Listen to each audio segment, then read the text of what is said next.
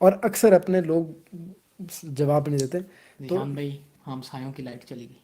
Light चली गई है भाई। परले मोहल्ले का ट्रांसफार्मर जल गया। जल गया भाई, ये यूरोप में भी ट्रांसफार्मर जल जाते हैं, ये देखें भाई। हमारी बिजली चली गई है, ये देख रहे हो आप। हमारे घर यूपीएस लगा हुआ है। हमारा यूपीएस चल रहा है ना ये हमारा उसमें। यूपीएस। आज एक मतलब फिर हमारे साथ उस्मान अशरफ सब मौजूद हैं। आज मेरे भाई उस्मान अशरफ ने आप दोस्तों के लिए कुछ इन्फॉर्मेशन इकट्ठी की है चेक रिपब्लिक के हवाले से। चेक रिपब्लिक जो कि यूरोप का एक कंट्री है और ये ऑस्ट्रिया के साथ लगता है, बहुत खूबसूरत कंट्री है। तो उस्मान भाई से कुछ इस कंट्री की डिटेल जानते हैं और उसके बाद उस्मान भाई से पूछेंगे कि कौन कौन से लोग हैं जो कि चेक रिपब्लिक का वीज़ा अप्लाई करके चेक रिपब्लिक आ सकते हैं। तो उस्मान भाई कैसे हो आप? अल्हम्दुलिल्लाह बिल्कुल ठीक ठाक, आप सुनाएं। बस बढ़िया भाई। तो ये जो आपने इन्फॉर्मेशन इकट्ठी की है चेक रिपब्लिक के हवाले से, जी जी। तो लोग ऑफ कोर्स जानना चाहते हैं कि कैसे वीज़ा हासिल किया जाए, चेक रिपब्लिक में सैलरी कितनी है और कैसा कंट्री है, कंट्री के हवाले से भी बात करेंगे। तो चेक रिपब्लिक सबसे पहले तो ये बताएंगे कहाँ पे सिचुएटेड है और इसके नेबरिंग में जो कंट्रीज़ आती हैं वो कौन कौन सी कंट्रीज़ हैं, क्योंकि लोगों को पता होना चाहिए कि चेक रिपब्लिक कहाँ पे मौजूद है। यूरोप में तो है, लेकिन इसके सराउंडिंग में कौन सी कंट्रीज है, इसका बहुत इम्पैक्ट पड़ता बिल्कुल है उस ऐसे ही। कंट्री के ऊपर। तो तो ये हंगरी के करीब ही है, हाँ जी। इसके और हमारे दरमियान एक कंट्री आता है सिर्फ स्लोवाकिया। अच्छा जी। और इसके साथ एक साइड पे जर्मनी है, ऑस्ट्रिया है। और ये एक बहुत ज़बरदस्त कंट्री है। और अभी रिसेंट इसके जो वीज़े हैं ना वो बहुत ज़्यादा लग रहे हैं, चेक और 3 से 4 रिपब्लिक। कैटेगरीज हैं जिसके अंदर इसके वीज़े की रेशो है वो बहुत अच्छी चल रही है। हाँ जी। अच्छा उस्मान भाई, चेक रिपब्लिक में वैसे नॉर्मली कौन सी लैंग्वेज बोली जाती है? क्योंकि लैंग्वेज फिर लोग वहाँ से सीख के आएंगे, इंग्लिश लैंग्वेज पे ही काम चल जाएगा। नहीं, इंग्लिश यहाँ पे बहुत कम बोली जाती है। यहाँ पे जो इसकी अपनी लैंग्वेज है, चेक लैंग्वेज है, तो वही बोली जाती है और वो उसी पे आपका वो चल सकता है। अच्छा, चेक लैंग्वेज के ऊपर यानी कि आप आपका काम हो जाता है। बिल्कुल ऐसे ही। ठीक है। अच्छा, एक और इम्पॉर्टेंट चीज़ है, मैं अपने व्यूअर्स को बताना चाहूँगा कि चेक रिपब्लिक में यूरो नहीं चलता। क्योंकि इस वक्त पाकिस्तान से आपको अगर कोई एजेंट भेजता है तो वो आपको यूरो का लालच दे के भेजता है कि भैया आप इतने यूरो कमाओगे। तो यूरो ऑफिशियल करेंसी नहीं है चेक रिपब्लिक की। तो चेक रिपब्लिक की ऑफिशियल करेंसी कौन सी है? चेक क्राउन्स है। Check crowns. यूरो भी चलता है, लेकिन वो मेन करेंसी जो कंट्री की होती है वही चलती है। जिस तरह आपको पता है हंगरी के अंदर भी फॉरेन भी चलता है और यूरो भी चलता है, ये हाँ लेकिन जी, मेन जैसे करेंसी जो होती पोलैंड के है। अंदर ज़लोटे चलता है बिल्कुल और ऐसे ही यूरो है। भी चलता है।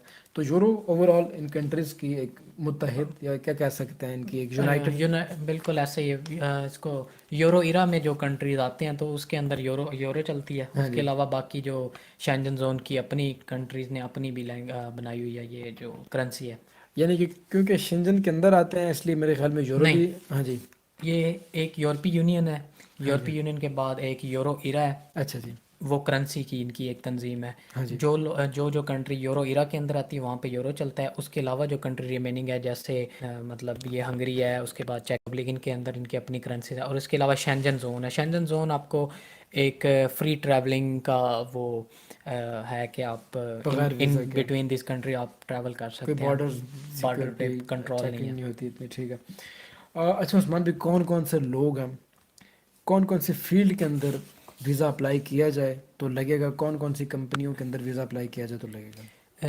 3 फील्ड्स हैं जो जिनके अंदर अभी वीज़ा चल रहा है, जो लोग अप्लाई करें जो इन फील्ड से रिलेटेड हैं। जिसमें है ड्राइविंग की फील्ड है। हाँ जी। हैवी ट्रक ड्राइवर की काफ़ी जॉब्स हैं, उसके अंदर आप अप्लाई कर सकते हैं। उसके अलावा कंस्ट्रक्शन वर्क के अंदर जो जिसको सिविल इंजीनियरिंग से रिलेटेड जितना भी शोबा है उसके अंदर काफ़ी जॉब हैं।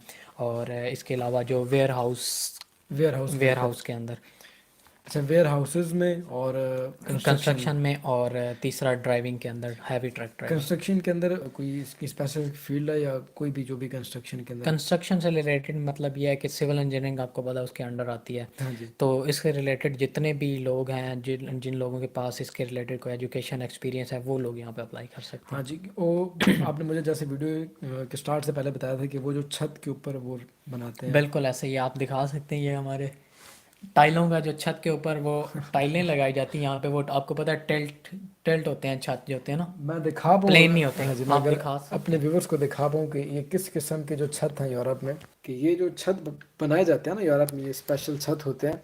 तो ये जो इनकी टाइल्स लगी होती हैं ऊपर, जो टाइल्स लगाने का काम होता है यूरोप के कंट्री के अंदर वो आपको। वाली। तो ये जो टाइल्स लगी होती है ना, तो इन टाइल्स को लगाने का जो काम है, तो इसकी बहुत ज़्यादा डिमांड है इस वक्त चेक रिपब्लिक में, अगर आप लोग आना चाहते हो तो। तो ये शोबे हैं जिनके अंदर 3 कैटेगरीज हैं, आप अप्लाई कर सकते हैं। और आप इजीली आ सकते हैं। इसके अलावा एक और चीज़ बता दूं कि जिस तरह इटली के सीजनल वर्क वीज़े निकले होते हैं हर साल, उसके अंदर पिछले साल पाकिस्तान था, 2020 से अभी ये स्टार्ट हुए थे कोविड के बाद। हाँ जी। उसके अंदर भी काफ़ी लोगों के निकले थे, कई लोगों के वीज़े लगे, कई लोगों के ना लगे, अपॉइंटमेंट का इशू। उसके बाद अभी पाकिस्तान में एजेंटों ने चेक रिपब्लिक के भी सीजनल वीज़े निकाले हुए हैं, तो इस तरह का कोई वीज़ा नहीं है, सीजनल वीजा नहीं सीजन लगेंगे वीज़ा भैया। नहीं है। और हाँ वो जी। कंट्रैक्ट वो जो भी है वो फेक है, उसके ऊपर कोई वीज़ा नहीं लगता और ना ही वो सब फ्रॉड है। सीजनल वीज़ा अगर आपको कोई दे रहा है इस वक्त चेक रिपब्लिक का, तो वो बिल्कुल फ्रॉड है भाई। क्योंकि ये उस्मान बिन ने अच्छे साफ लफ्ज़ों में आपको बता दिया, और मैं भी आपको बता दूं कि सीजनल वीज़े इस वक्त यूरोप में सीजनल वीज़े लगते हैं लोगों के, काफ़ी लेकिन कंट्रीज़ के बिल्कुल लगते हैं। लेकिन इस वक्त जो सिचुएशन है ना, तो जब से रशिया और यूक्रेन की वार शुरू हुई, तो उसके बाद यूक्रेन की जो नेशन है या जो कोई यूक्रेन के लोग हैं वो भी बहुत गरीब हैं। कोई यूक्रेन इतना डेवलप कंट्री नहीं है बाकी यूरोपियन कंट्रीज की तरह। तो जो सीजनल वर्क हैं इस वक्त जितनी भी यूक्रेन की लेबर है वो उन्होंने संभाल रखे हैं पूरे यूरोप के अंदर, चाहे इटली हो, चाहे पुर्तगाल हो, चाहे जर्मनी, जो भी कंट्रीज़ हैं छोटे कंट्रीज़ जिनको सीजनल लेबर की ज़रूरत रहती है या ऐसे काम जिनकी लेबर उनको नॉन यूरोपियन कंट्री से हायर करनी पड़ती है, तो इस वक्त यूक्राइनियन लोगों का उसके ऊपर कब्जा है टोटली। बिल्कुल तो इस वजह से आप लोग अगर इंडिया से या पाकिस्तान से सीजनल वीज़ा अप्लाई करोगे तो वो बिल्कुल भी नहीं लगेगा। हाँ, कोई ऐसा स्किल्ड लेबर जैसे कि हैवी ट्रक ड्राइविंग का काम हो गया, या फिर जैसे कि उस्मान ने बताया कि कंस्ट्रक्शन का काम, और कंस्ट्रक्शन में भी स्पेशली ये जो छतों की कंस्ट्रक्शन होती है, जो यूरोप में आपने देखा होगा कि वो एक इनका आर्ट डिज़ाइन होता है ना छत बनाने का, तो उसके बाद जो टाइल्स लगती हैं बिल्कुल उसको क्या कहा जा सकता है?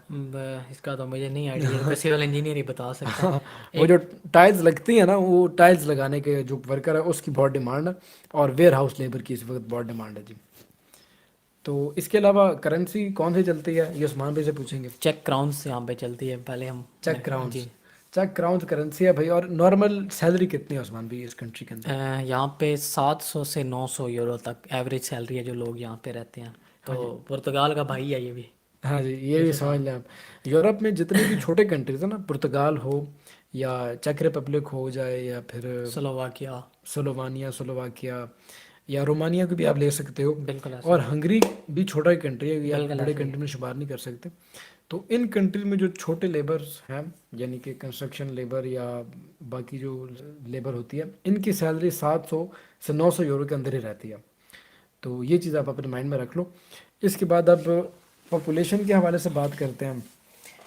पॉपुलेशन पॉपुलेशन हंगरी से ज़्यादा है, 11 मिलियन, 11 मिलियन। 11 मिलियन पॉपुलेशन है भाई चेक रिपब्लिक की। और ये जेंडर गैप भी बता दें। जेंडर गैप ये है कि 100 लड़कियां हैं और 95 उसके लड़के हैं। हाँ लड़के हैं। हाँ जी, तो यहाँ पे मुझे वो पाँच की गुंजाइश है फजल यहाँ पे। रहमान की वो बात पाँच याद आ पाँच जाती की है। टोलियों में आ सकते हैं आप लोग इस जेंडर गैप को फिल करने के लिए। पाँच पाँच की टोली। पाँच की टोलियों और में। फजल रहमान कैसे कहते हैं? वो तो अपने अंदाज में, आप पाँच की टोली में यहाँ आ जाएं। पाँच पाँच की टोली में आ जाए। हाँ, तो 100 लड़कियों के ऊपर अम, 100, हाँ 100 लड़कियों को 95 मर्द हैं, तो 5 कम है। 5 कम है। 5 की गुंजाइश है 5 की गुंजाइश है भैया। 73 के आइन में। आईने पाकिस्तान में। अब तो वो आइन का कत्ल कर चुके हैं ना, अपने हाथों से गला घोंट दिया आइन हाँ का। जी, हाँ जी, हाँ जी। यार वीज़ा की सख्ती है हमारे भाइयों के लिए। हाँ अच्छा, एक चीज़ है मैंने बड़ी नोट किया ना, वैसे ही बुदापेस्ट हो या यूरोप का कोई भी कंट्री हो, हमारे पाकिस्तान से या इंडिया से यहाँ पे जो टूरिस्ट आते हैं या जो लोग यहाँ पे काम करते हैं ना, तो नॉर्मली अगर सड़क पे कोई घूम रहा हो ना, तो मेरी आदत है कि मैं जब भी किसी बंदे को देखता हूँ जो मेरी तरह का लगता हो, सेम सेम ब्राउन कलर हो, या लग जाता है बंदा कि भैया हाँ पता बंदे, चल जाता है। तो मैं बंदे को ना हेलो हाय करता हूँ, हाथ हिला के हेलो, ऐसे खुशी से। अक्सर अपने लोग जवाब नहीं देते, आगे से रिस्पॉन्स कोई नहीं देते। तो ये मुझे एक बहुत गलत बात लगती है अपने लोगों की, चाहे वो इंडिया से हैं या पाकिस्तान से हैं। तो आप एक दूर किसी कंट्री में जब जा रहे हो, इतने ही दूर 7 समंदर पार, तो वहाँ पे अगर आपको कोई सामने से बंदा नज़र आ रहा है, तो ऐसे बंदरों की तरह वॉकिंग करते हुए चले नहीं जाया करो, आप उस बंदे को आप जवाब भी दिया करो। और अक्सर अपने लोग जवाब नहीं देते। तो निशान भाई, हम सायों की लाइट चली गई, लाइट चली गई है भाई। परले मोहल्ले का ट्रांसफार्मर जल गया। जल गया भाई, ये यूरोप में भी ट्रांसफार्मर जल जाते हैं, ये देखिए भाई, हमारी बिजली चली गई है, ये देख रहे हो आप। हमारे घर यूपीएस लगा हुआ है। हमारा यूपीएस चल रहा है ना, हमारा ये यूपीएस हमारा इस वक्त एटॉमिक यूपीएस है ये। उस्मान भाई ने जो यूपीएस लगा रखा है ना, ये एटॉमिक एनर्जी के ऊपर चल रहा है। ये नहीं बंद हो सकता। ये बंद हो ही नहीं सकता।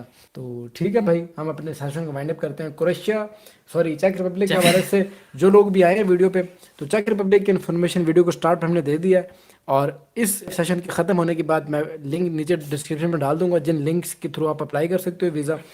तो उस्मान भाई से ज़्यादा चाहेंगे। उस्मान भाई आपके टाइम का बहुत बहुत शुक्रिया। शुक्रिया। अभी मैं आपको चाय पिलाता हूँ, इनको चाय पिलाऊंगा मैं। अब हम चाय पी के जाएंगे उस्मान भाई से। और पाकिस्तान जिंदाबाद। जिंदा।